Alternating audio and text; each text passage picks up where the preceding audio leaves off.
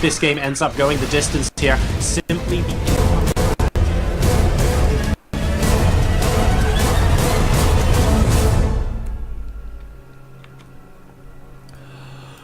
Welcome to Echo for the second time this evening, ladies and gentlemen. The vetoes have come on again, and we do have some fresh maps for Game 8 and 9 spawning in the top left position. The choice of map was his because he is down 4-3 at the re-veto. It's our 5-time hot seat champion, Liquid Bunny. His opponent spawning in the bottom right-hand position as the blue Protoss player. He plays for Imaginary Gaming. And he has been doing phenomenally well, especially considering he lost the first 2 games. Now up 4-3 and only needs one more game win to become the holder of the hot seat. Can he do it? It's Welmu. What an exciting series we have here, ladies and gentlemen. Bunny is being pushed all the way.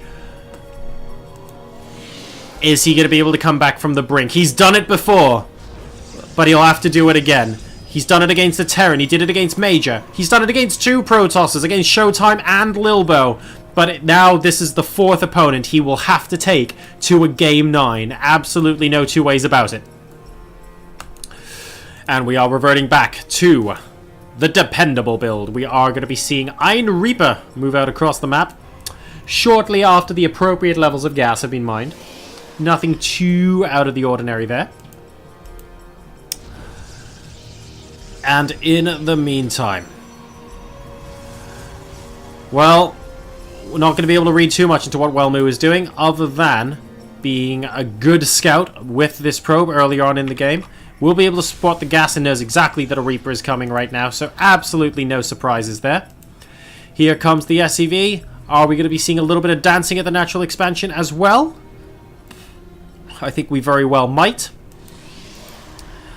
Well, we're continuing to chrono boost those probes for now, though. So we will see based on the SCV timing. And it looks like, there we go.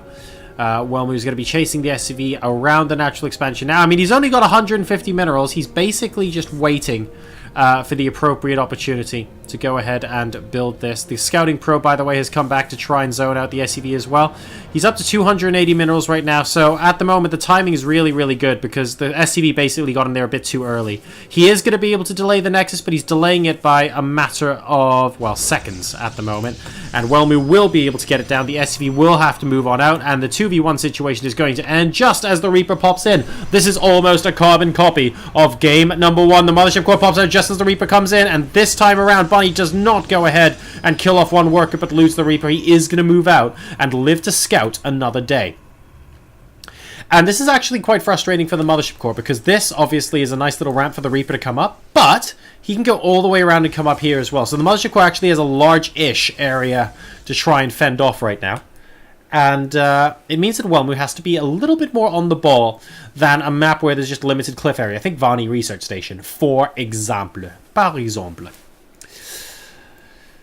But it doesn't look like there's a huge problem in this situation. Bunny just wants to keep this Reaper alive long enough to be able to see some sort of tech that's going down. The Twilight Council has gone down in the back of the base. The first time this game was played on Echo as well, I do believe we saw a Twilight Council 2.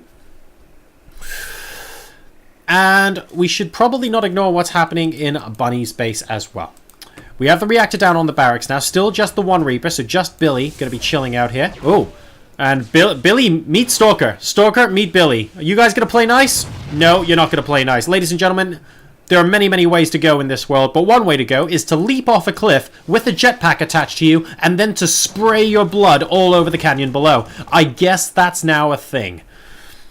4 Marines are going to try and prevent the Stalker from going up. Unfortunately, the Stalker can go lefter, and then it'll just be fine. Welmu just trying to get as much hit points off of these Marines as possible, but he's losing a lot of hit points on that. He has to be a little bit careful here, but he's just whittling this down in case he does go up against an awful lot of aggression in a little bit. And no, we don't have the tech labs on these buildings. We are going to be going for the medevac Widow Mine treatment here. Ooh, and speaking of Widow Mine treatment, That's one Stalker down. Really, really excellent engagement out in the middle of the map here for Bunny. Putting the pressure on Welmu very, very early on here. Making the Mothership Corps very, very on edge, needing to use that boost at a moment's notice, and we have a medevac boosting out of the main base, containing another Widow Mine and 4 more Marines. The Stalker's trying to work out where the Marines are, but the Widow Mine sees them, but the Marines actually have been darting out of sight. Really, really clever there from Bunny to keep Welmu on his toes.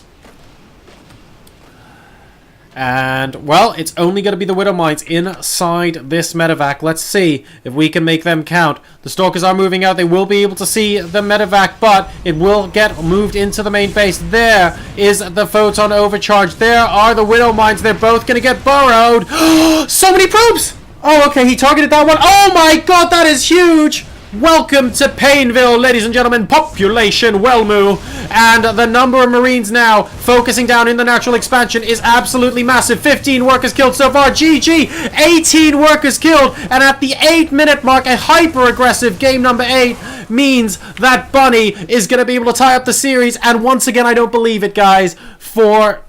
I think it's the 4th time in 10 matches now the hot seat is going to a game number 9. Incredible scenes here. Very, very aggressive. Excellent play there on Echo. And that means we'll be heading into a decider. Winner takes all at this point. $375 and the opportunity to come back and play for money again next week on the hot seat week 11. It all comes down to one map. And I'm not going to take a break. That would just be mean. So let's go ahead